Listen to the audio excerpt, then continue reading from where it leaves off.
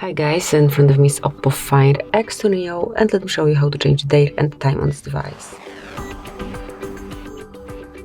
So at first, open the settings, then find and select System Settings, and then enter date and time.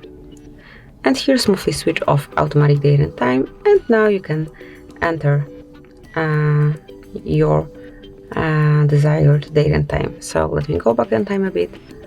And just like this, it has been changed. So as you can see, we have got, let me go back here, we've got 3:21 a.m. and then we are on Tuesday, December 31, 1974. Obviously you can switch it whenever and however you wish. Then if you want to go back to automatic setup, just use the switcher and now it will be set automatically. So this is it, that will be all. Thank you for watching. Please subscribe our channel and leave the thumbs up.